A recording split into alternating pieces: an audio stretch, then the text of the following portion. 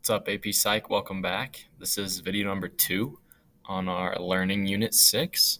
Today we're going to be getting into extending classical conditioning. We just introduced you to classical conditioning, all the concepts of unconditioned stimulus, conditioned stimulus, neutral stimulus, all of those different types of things and all that alphabet soup. We're going to be doing some extending on that right now, and we're going to introduce some important psychologists that will be important for you to understand some of the concepts that evolved out of our understanding of classical conditioning. So first, we have a psychologist by the name of John B. Watson. And in 1908, at the age of 30, Watson was named the chair of psychology at Johns Hopkins University. This is important because in 1913, he ushered in the era of behaviorism in psychology. Right? And he wrote this behaviorist manifesto that in 3 sentences kind of defined the entire ideology of behaviorism and would come to be very influential in psychology in the future. We know we've talked about the behaviorist school of psychology and what they emphasize and what they believe in our first unit, and we're coming back to it now. So the 3 sentences in the behaviorist manifesto: psychology's content should be behavior, right? It should not be unforeseen things like mental processes, and emotion. We should focus on behavior solely, was his idea. Its method should be objective rather than introspective. So we're not going to go into the mind and look at the way we think and the way our brain structures work. We need to make psychology objective and less subjective. Just base it solely in behavior and what we can observe. Its goal should be the prediction and control of behavior rather than understanding mental events. So he was very, very focused on what you can see. And using those behavioral techniques to not only predict behavior, but to control behavior as well, and to teach people through conditioning and operant conditioning the way that they should behave or how to learn certain things. In 1915, Watson was actually elected as the American Psychological Association's president. So this just kind of shows how quickly behaviorism took hold and how influential it would become. One of his seminal experiments was something he did with his assistant, Rosalie Rayner. They conditioned fear in an 11-month-old baby known as Little Albert. So Little Albert was a baby of an employee at the university, and they gave permission to use Albert in their experiment. And so what they did, they used classical conditioning to condition fear in Little Albert. And you can kind of see that here. So they took a white rat, which at first showed no response for Little Albert, wasn't afraid of it, just kind of looked at it, let it run around. But they paired that neutral stimulus with a banging of a metal rod, like a hammer on a metal rod. Really loud noise hurt Little Albert's ears, and that elicited a fear response. So the unconditioned stimulus was the banging and the loud noise, which caused the fear in Little Albert. So they then paired the white rat and the loud noise, right? And the fear response occurred. Okay. So interestingly here, we need to switch these. Remember, the neutral stimulus comes about a half second before the unconditioned stimulus for your most efficient conditioning. And eventually, anytime they brought out a white rat, Little Albert would start to cry and scream because he was afraid that he had associated that white rat with the loud noise and the pain. It only took 7 trials for Little Albert to respond to the rat. And that's how quickly conditioning can occur, right? Only 7 trials.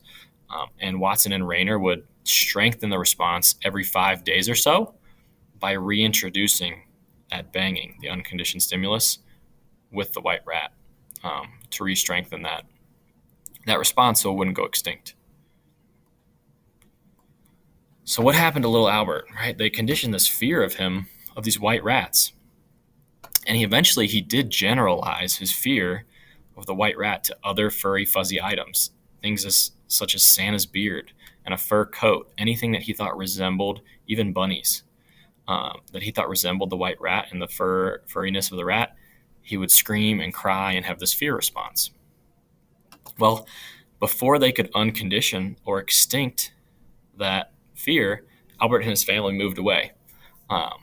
But most psychologists agree that more than likely Little Albert did not remain afraid of furry things for the rest of his life. Why would that be? Well, eventually extinction would take place, even if Watson and Rayner did not extinct the fear through their own doing.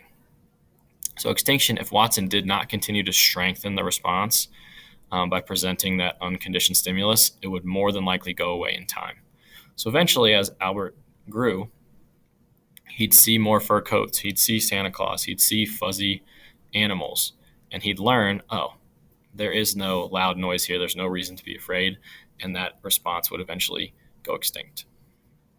So that's what they believed happened with little Albert, as unethical as it was for Watson and Rayner to not extinct that fear or uncondition that fear themselves. So as we talk about Watson, we also should know some important parts about his career that guide us in furthering our understanding of classical conditioning. Shortly after his experiment with little Albert, Watson became romantically involved with his research assistant, Rosalie Rayner. And at the time, that behavior is not tolerated. He was married. And so when that information came out, he's forced to retire from Johns Hopkins and research in psychology in general in 1930. He was then employed by the advertising agency J. Walter Thompson, where he used his techniques from his behavioral psych background to help them sell their products. And so this is the advent we see of psychology getting into the field of advertising. So what Watson showed through his research in advertising, that people's preferences between rival products were not based on their sensory qualities, but on the associations they could create, right? So if you think about Starbucks versus Dunkin' Donuts, some of you out there may say, oh, I'm loyal to Starbucks. Oh, I love Dunkin' Donuts because I like their coffee better. But in reality, oftentimes it's not based on the sensory qualities of the product. It's on the associations they make. So what does it mean if you buy Starbucks coffee versus Dunkin' Donuts coffee? What association does that have? And so he started to use that idea to convince people to buy certain products and became very successful doing it. And those associations are still made in many advertisements today, some of which we'll look into in class. He went on to develop some of J. Walter Thompson's most successful campaigns. Maxwell House Coffee, he utilized and popularized the idea of a coffee break.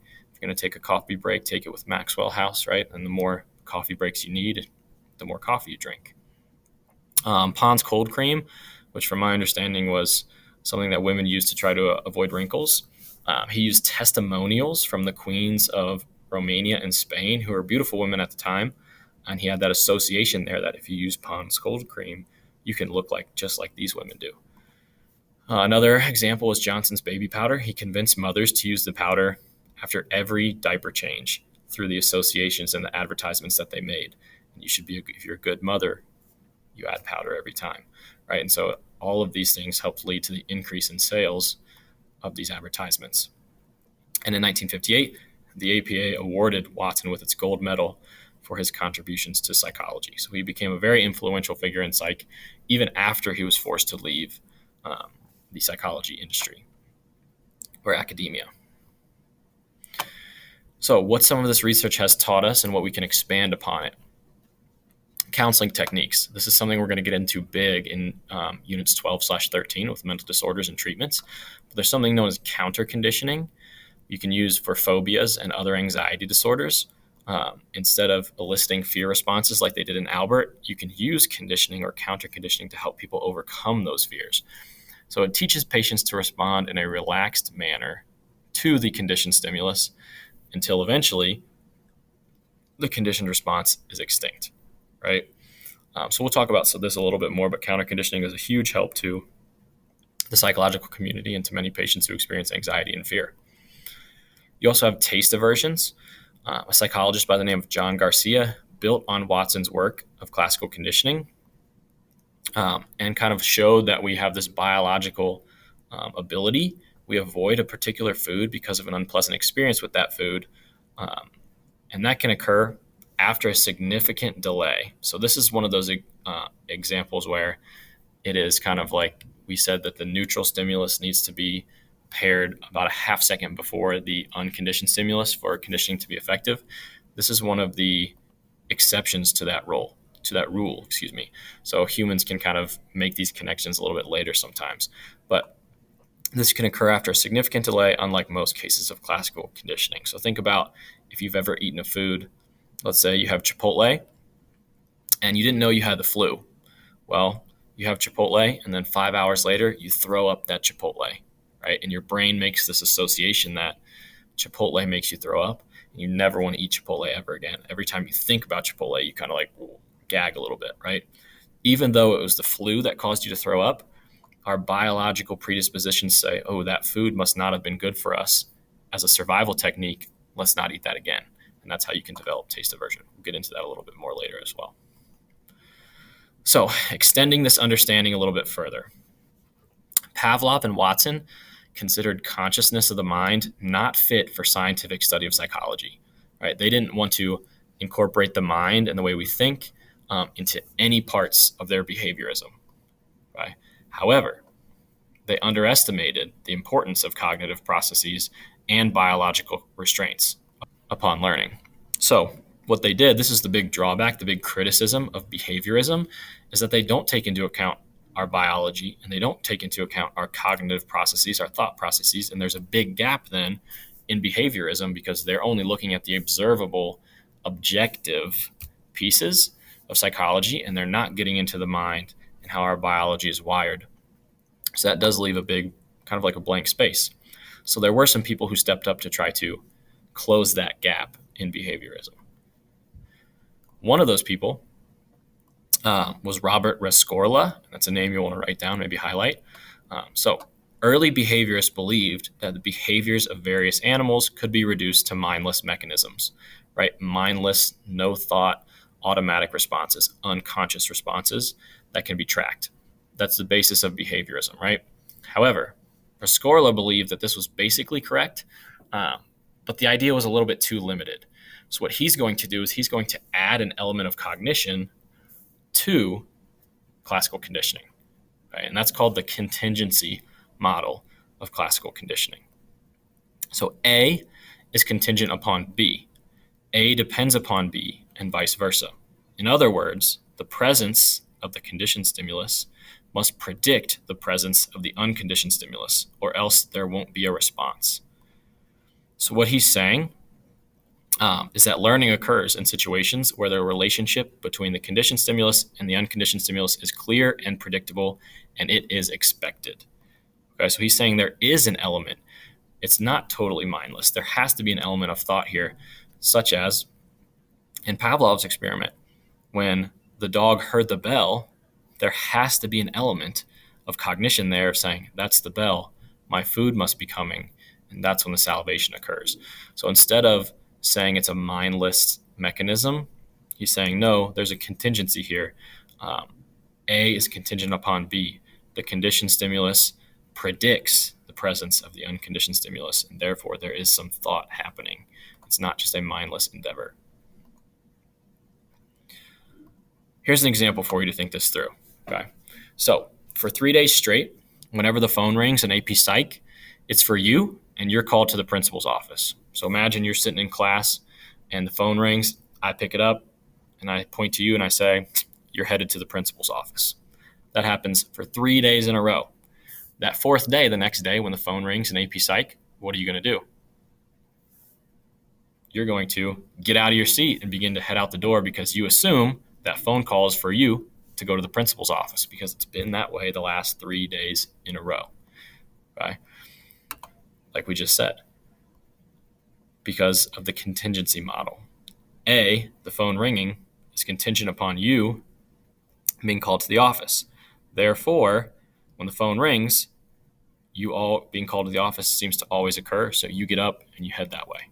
Okay? So there's an element of thought there. I mean, the phone doesn't just ring and you stand up because that's what happens. No, the phone rings and then you think, oh, it's going to be for me again. I might as well just get up and start going, right? So there's a little bit of cognitive processing that occurs in classical conditioning is what Rescorla is arguing. Which, if you think about it, makes sense because it does kind of provide the explanation for extinction, right? Otherwise, if once you classically condition someone or some organism, that response should stay the same forever, unless there is an element of cognition to classical conditioning, which the contingency model shows. Here's kind of like an opposite example that might help you put this together. Okay, so let's change the situation slightly. For those same 3 days, whenever the phone rings in AP Psych, a different student is called to the counselor's office, the attendant's office, or the principal's office. Okay? So 3 different days, 3 different students, 3 different locations. Okay? On the 4th day, the call's for you to go to the office. Okay? What would you assume when the phone rings on the 4th day in AP Psych in this situation?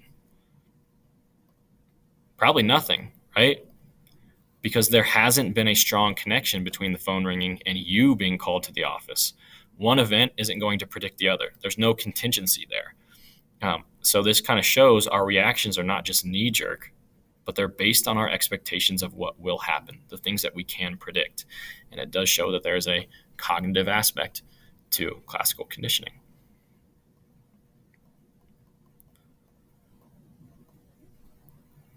All right, so we have some other influences on learning. This is not necessarily classical conditioning, but it does show the idea that learning is not just a mindless function, but includes cognitive functions. Again, so we're talking about the cognitive and biological pieces of learning and how they can be incorporated here. And they're closing the gap of that classical conditioning focus on only observable behaviors. So something called insight learning is what we're talking about next. And this is a form of cognitive learning in which problem solving occurs by means of sudden reorganization of perceptions. Okay, sounds like a lot, right? A psychologist by the name of Wolfgang Kohler, I might want to write that one down also, found chimps could solve complex problems by combining simpler behaviors that they had previously learned separately. Okay, so it's kind of making some complex connections here in their learning. One chimp in particular named Sultan, he learned to pile boxes to reach a banana in one instance. In another instance, he learned to use a stick to get to dangling bananas and take them down. When Kohler hung the bananas even higher, Sultan combined the two to reach the food, even though he'd never been taught that before. Okay, so that's an example of insight learning. If you look here, here's some of the images of Sultan working to get the bananas. He piled these boxes, right? He grabs the banana. He's connecting sticks, and he's going to hit the banana down with it. But when the banana was too high, he said, oh, I'll pile the boxes and use the stick. It's kind of like this light bulb moment where you're like, oh, I can do this, this, and this, and that will solve the problem, right? That's showing that there's a cognitive process and that organisms can make connections to solve issues, even if they've never been explicitly taught how to do it before. Right? That's insight learning. It's kind of like that aha or light bulb moment, which involves a lot of cognition and making connections. So in addition, we'll talk briefly about some biological influences. Animals and humans are biologically prepared to make certain connections more easily than others. These connections can help keep us alive. So for example, we talked about this earlier, but John Garcia and taste aversion. He did some experiments on rats where he gave rats a particular taste or sight or sound, right? Which was all those were the neutral stimuli. And later, he gave them radiation or drugs that would lead to nausea or vomiting. So this is your unconditioned stimulus, and the nausea or vomiting is your conditioned response, right? So he was pairing them together to see what would happen. And it would eventually show that organisms are predisposed to learn associations that help them adapt and survive, because they only learned aversion to tastes, not sights or sounds. So this showed there had to be some type of biological predisposition that protected us from eating the wrong foods or drinking the wrong drinks that could be dangerous, right? These rats didn't become averse to sight or sounds that led to, or they didn't associate them with radiation. They only associated the tastes with the radiation and the vomiting. So that's where we get the idea of taste aversion, and that it's somehow biologically kind of like imprinted upon us to notice like, hey, that food did some bad things to us before, or that water from that area, not a good thing to drink because it could potentially kill us, right? So there's those biological influences also that we must be hardwired to have in order to make more connections or certain connections easier than others.